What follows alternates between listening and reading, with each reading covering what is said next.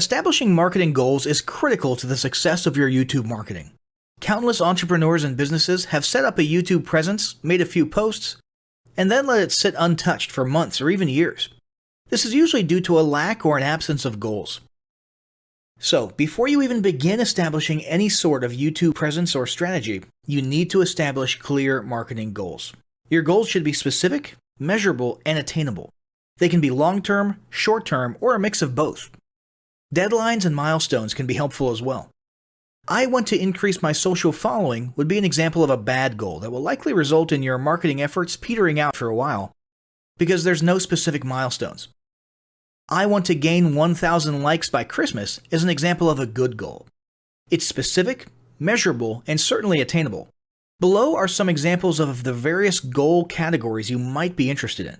First up, there's traffic to websites. And here we're talking about sales, leads, or just content marketing. Probably one of the most popular goals of YouTube marketing is to funnel your YouTube traffic back to your own web properties. After all, most businesses don't do business on YouTube per se. You're leveraging YouTube to obtain traffic and convert that YouTube traffic into brand followers, leads, prospects, and customers. So maybe your goal is to get people to a landing page with a free offer where they can subscribe to your list and become a lead. Maybe they're being sent to a sales page or an e-commerce store.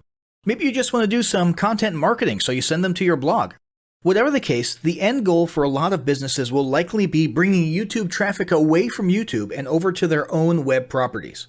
Next up, there's social following, which we like to call YouTube as autoresponder.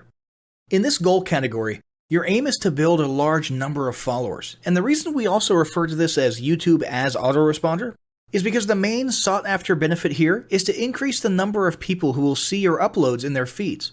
In this sense, your YouTube posts become similar to sending out email broadcasts via your autoresponder.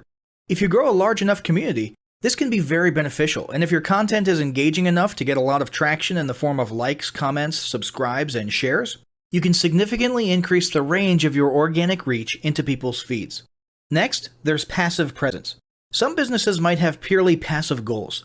Simply being present and discoverable inside of YouTube is a benefit that has wider appeal and greater utility than you may think.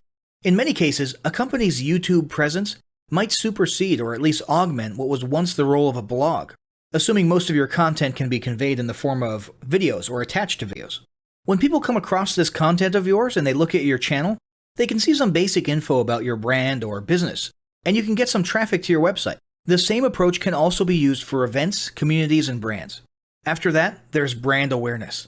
Another goal that's less thought about might be spreading brand awareness and recognition. If you're just starting out, there's a good chance your brand might be in need of a jump start. If nobody's ever heard of you, a great way to increase recognition is to simply create and share unique, helpful, or entertaining content and get your name, logo, and overall brand identity in front of as many people as possible as many times as possible. If this is your goal, you want to avoid being salesy in the beginning. Ensure you're focused almost entirely on posting helpful, relevant, or entertaining videos. After that, there's expanding existing audiences. If you've already got an audience, your goal might be to make it bigger. This can be done via several social marketing methods. Sharing viral content, either curated or created yourself, can lead to a huge increase in your YouTube audience.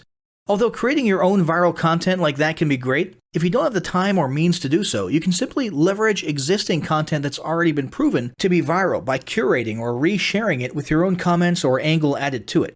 Obviously, you don't want to actually steal and re-upload someone else's video. We're talking about doing a little video review or commentary about a content piece, preferably linking to the original content piece, and adding your 2 cents. Also, a few humorous videos can't hurt either.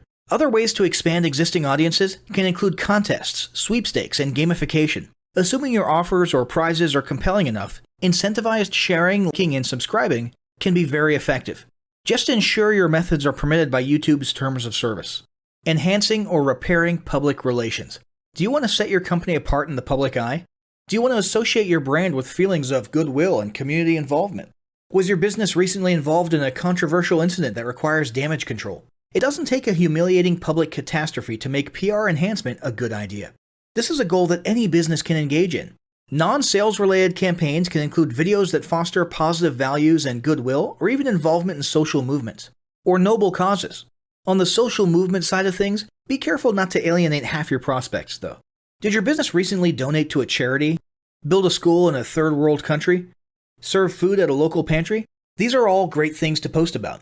If not, then they don't necessarily need to be about things that you and your business participated in specifically. They can be content about general things like a heartwarming video about helping the poor or caring for the elderly. Special holidays like Christmas, Thanksgiving, or Mother's Day also present opportunities to leverage emotions, foster goodwill, and enhance your PR. Next, there's market research. A hugely beneficial goal of YouTube marketing is market research. If you're just starting your business or going down a new path, YouTube can be an excellent place to learn more about your audience and your market. This can be done in a structured way with things like mentioning surveys and questionnaires at the end of your videos and linking to them in the description, or in a less structured way by simply engaging with your audience, commenting, asking questions, and so on. Also, lurking or conversing in YouTube channels or the comments of videos related to your industry can teach you a ton about what your customers want and who they are. Beyond that, you can monitor your competitors' accounts and posts to see what their customers like and what they're complaining about, so you can adjust your business accordingly. Creating your own channel, posting, and engaging in it is another great way to get a constant stream of market and audience data flowing into your business. Ultimately, your goal should be to come up with 1 or 2 ideal customer avatars that you can then base your marketing and product development on. All of the goals you've learned about in this section require some sort of presence on YouTube. Getting that presence started is what we're going to talk about next.